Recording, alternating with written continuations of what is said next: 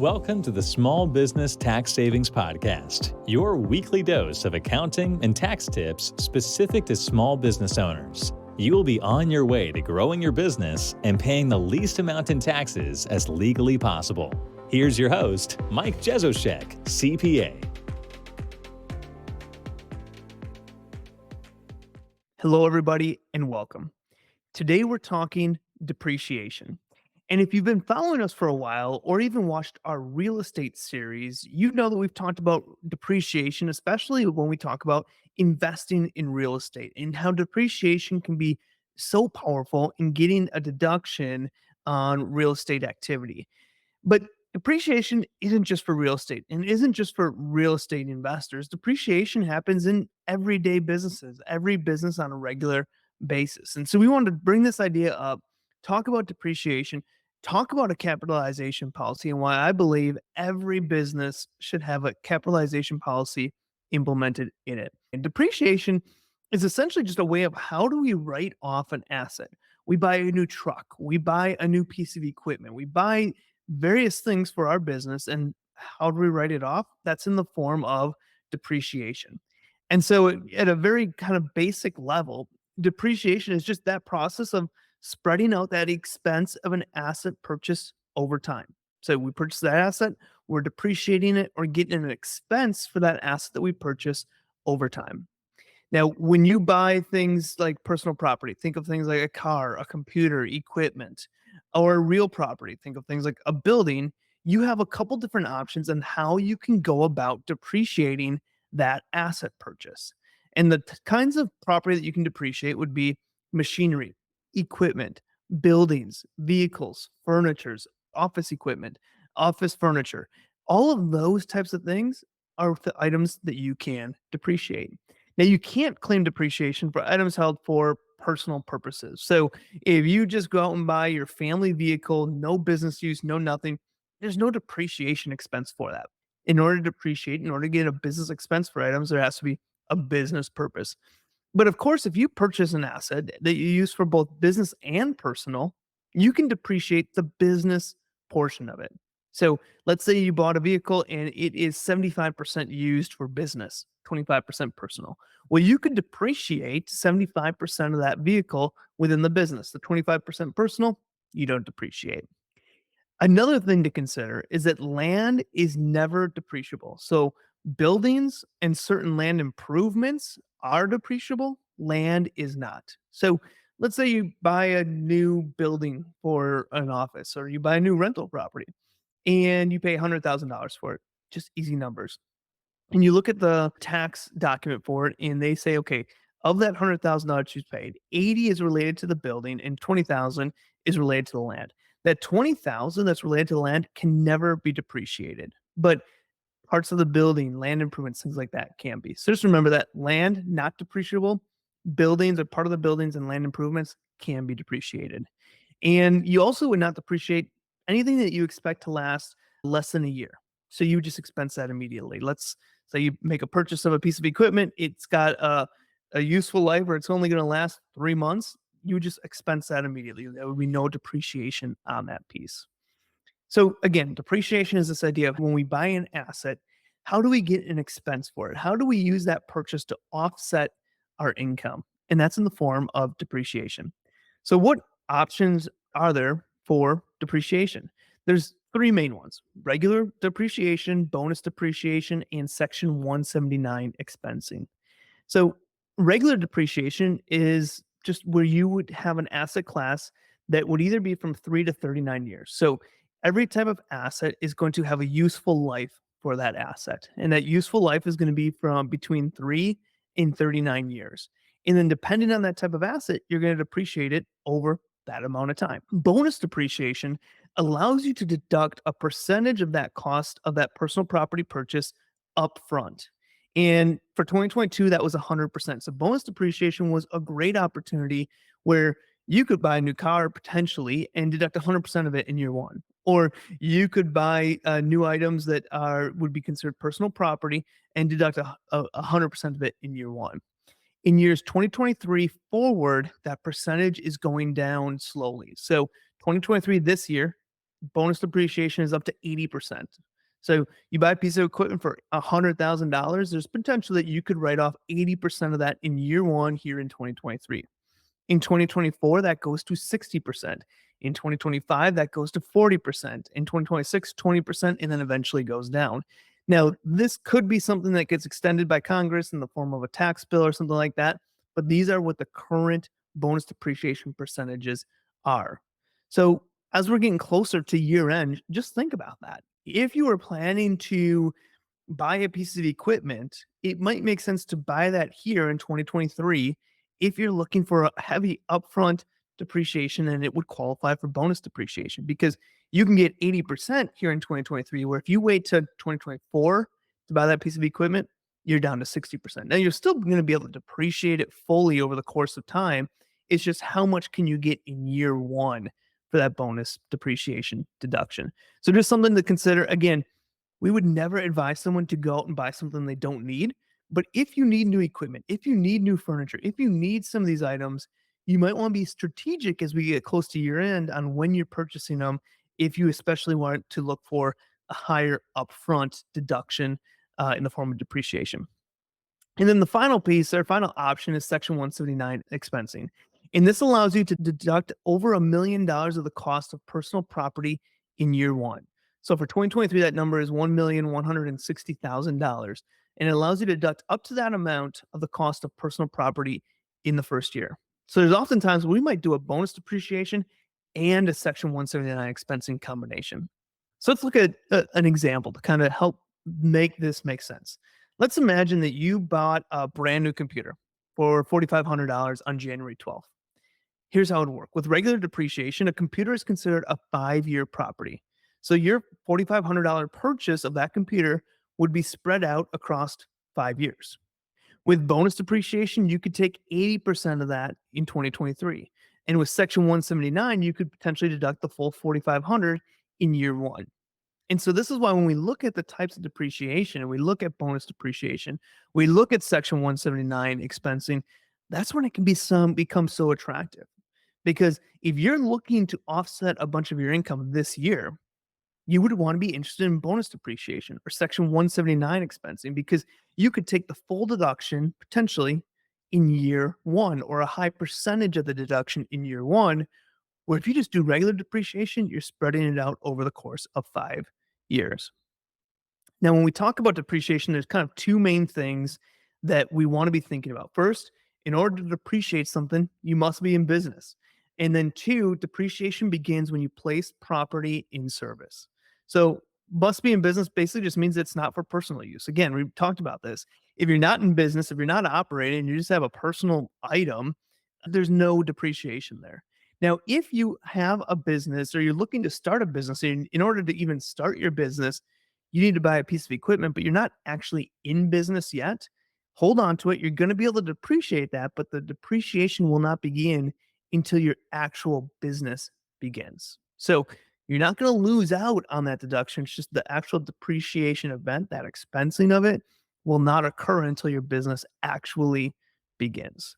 Now, the place and service thing is a key thing. So this is when we buy something, it has to be placed in service in the year that we want the deduction. So let's say you want to do Section 179 expensing of a computer in this year. If you purchase that computer $4,500 in December 25th, but you don't actually get the computer until February. For whatever reason, it's backordered and you never get it. You would not get that deduction until the next year in that February when you actually put that piece of property in service. So that's just something to consider. Now, let's say you buy a computer on December 15th and you send it back to get some software loaded onto it. So you got this computer, but it can't do anything because you don't have the software loaded onto it. So you send it in, you get it back on January 10th. This would be considered placed in service on January 10th, not December 15th. Now, if that computer was able to be used right away and it came with that software on December 15th, then that December 15th would be your date in service. So just remember that as you're doing this, we see this a lot with people that are maybe looking to purchase vehicles at the end of the year. And we'll talk about this when we talk about automobiles before year end. But think about that is that if you purchase a piece of equipment, it has to be placed in service in order to get the deduction this year. So simply just placing an order and then receiving it next year does not allow you a tax deduction this year unless it's actually able to be placed in service. So when we talk about depreciation, we want to know again, when does depreciation begin? Again, remember first, you have to be in business. So if you buy something before you're even operating a business, you're not going to start depreciation until you're actually in business. But if you're in business and you buy an asset, if you're using bonus depreciation or Section 179 expensing, you get a full deduction for the year you placed the property in service, regardless of what month it was actually placed in service. If you're utilizing a regular depreciation method, they had what these rules called conventions. And the conventions determine the month in which your depreciation begins. So you place that item in service earlier in the year, there's going to be a larger deduction in that first year. If you place it later in the year, a less deduction for that year. So just kind of keep that in mind. They have conventions if you're using regular depreciation, but if you're using bonus depreciation, Section 179 expensing, you get a full deduction regardless of when you actually place that item in service. So the next question always comes up, or that we at least like to remind people about, because some people don't think about this. What happens when you sell a depreciated asset? So you have this computer, you have this vehicle, whatever, that you're depreciating over time, but now you sell it. How does that work? So when you sell a depreciated asset, you're going to have a gain or loss. And first you need to determine what we call basis. And your basis is just, what is your value in that item? What did you pay for it? Less any kind of depreciation you took, that's your basis. So let's do a quick example. Let's say you purchased a computer for $4,500 and you took bonus depreciation and depreciated everything of it. Your basis in that computer is $0 because you bought it for 4,500, but you got a deduction in via depreciation of $4,500, so your basis is zero. Now, let's say you bought that computer for $4,500 and now you just did regular depreciation. You depreciated it for 2 years. And just for easy math, let's say it was $1,000. So after 2 years of depreciation, you now depreciate $1,000 worth, where your basis in that asset is now 3,500. Your purchase price, 4,500 minus depreciation, 1,000, gives you a $3,500 basis. So when we look to sell an asset, your gain or loss is going to be your sales price minus your basis. So let's go through that example to say, okay, what would the actual gain be? Again, let's imagine that you have a computer for $4,500. You took full bonus depreciation, depreciate it fully for $4,500, and then you sell it down the road for $2,000. Your basis is zero. Purchase price of 4,500 minus the depreciation you took of 4,500 means you get a zero basis. So your gain is going to be $2,000, what you sold it for. Your sales price of 2,000 minus your basis, which is zero, is going to be $2,000 gain, and that's going to be taxable. This is oftentimes referred to as depreciation recapture. Now let's use that same example, and then it said assume that we only depreciated $1,000 of it. So in that situation, we purchased it for 4,500. We depreciated 1,000. So now our basis is 3,500. If we take that same sales price of $2,000, now we have a loss because we purchased it for 4,500. We depreciated 1,000, so our basis is 3,500, but we only received a sale price of $2,000. That means we have a loss of $1,500. So that's kind of a rough idea of depreciation. I think it's important to talk about this now before year end in case you want to be looking at, hey, I have some income, I need to offset. I plan to make an asset purchase. I plan to buy equipment, furniture, something like that in the near future. How does the depreciation, how does the write off of that work? I think that's important to understand. Now, again, do not go out and buy things that you don't need simply for a tax deduction. That's a no win situation for a business owner. But if you do need equipment, you do need new furniture, and you're going to do it anyways, maybe next year, early next year, maybe you might look at doing it this year to take advantage of depreciation, getting a deduction here this year. So it's something to consideration. Now, when we first started, I talked about this idea of a capitalization policy and how I think that every business owner should have a capitalization policy in place. So, what is a capitalization policy? Basically, in a nutshell, a capitalization policy allows you to immediately expense items under a certain dollar amount. And that dollar amount is $2,500 that the IRS has set. And if you have an asset that you purchase for under $2,500, you don't even have to worry about depreciation. You expense it immediately in year one. So this is like a it's not called bonus depreciation. It's just a capitalization policy, but it's like a bonus depreciation for small assets. Again, $2,500 or less.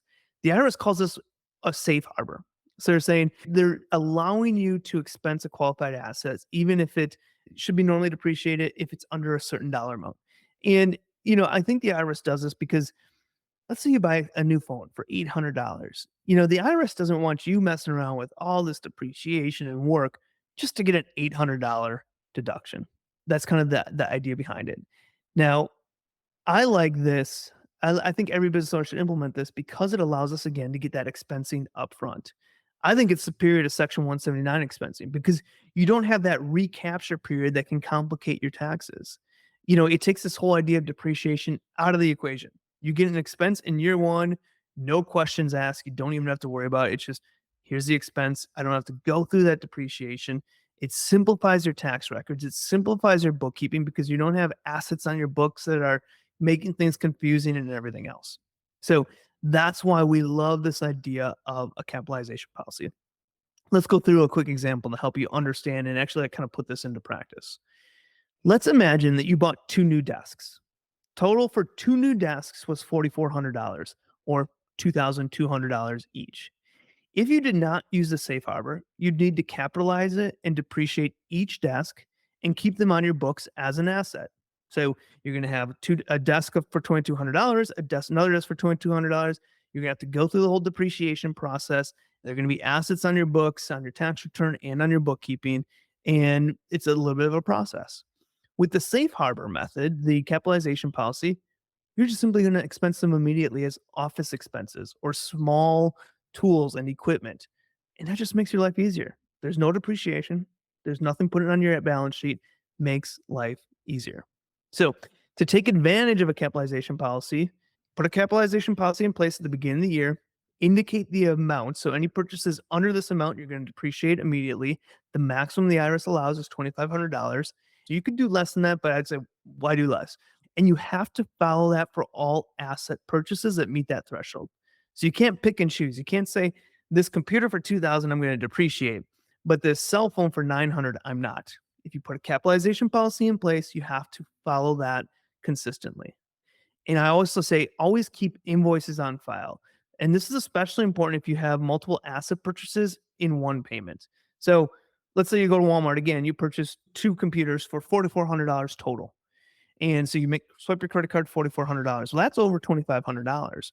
But each computer was only $2,200 each, which is under the $2,500. So it would still qualify, even though the total purchase was $4,400, because each piece of equipment, two pieces of equipment, were under that safe harbor amount of $2,500. You can expense it immediately. And so that's important to make sure you have that receipt, which we should always do anyways, but make sure you kind of keep that documentation on file. You don't have to submit it to the IRS, that document, but have it on file should the IRS ever come knocking and asking. The second piece is you have to make an election on your tax return. When you file your tax return, you just have to make an election saying you're taking advantage of the safe harbor expensing, which is a statement that you include with your filing. Talk to your tax accountant about that. Again, the whole idea for this is that we can avoid depreciation for small asset purchases, items under $2,500, which is why I think every small business owner should have a capitalization policy in place. All right. So let's kind of go through. We've talked about a lot of things about depreciation. And again, I want to do this episode now because we're getting close to year end. And so I know people are going to start thinking about what are some things we can do, what are some purchases we can make, and I want you to know kind of what options are available for you. To wrap things up, depreciation cannot begin until you have an active business. Depreciation for business property in an active business can only begin once the property is placed in service, once the property is available for use in the business. Remember that computer example where you had to send it off for a software before you could even use it, and it came back the next year, not depreciable until that next year. If you use property for both business and personal purposes, you can only depreciate the business use portion, the amount that's specific related to the business. When we look at depreciation options, we have regular depreciation, bonus depreciation, Section 179 expensing that we look at specifically. And then finally, implement a capitalization policy in your business. Take advantage of this IRS safe harbor that they've given us, which allows us to immediately expense asset purchases that are $2,500 or less without even have to worry about this depreciation item. And then finally, one note to remember as well is that when we sell an asset that we have depreciated, we have this idea of depreciation recapture. We have to report a gain or a loss on that asset sale, and that gain, if it's a gain, will be taxable. So again, just some things to be thinking about as we're getting close to year end. We're going to be talking about automobiles. We're going to be talking about various different things as well as we close out 2023 here. But hopefully this was helpful. Hopefully this gives you kind of an idea of thoughts of if you're looking to purchase some equipment or maybe some small assets around your business, what are some things you can do? Get that capitalization policy in place, expense those items immediately so you don't have to worry about depreciation if it's under that $2,500 mark. Thank you for listening to another episode, and I will see you next week. This has been another episode of the Small Business Tax Savings Podcast. If you enjoy our weekly episodes, please leave a review and share with other business owners. You can find previous episodes and more information at www.taxsavingspodcast.com.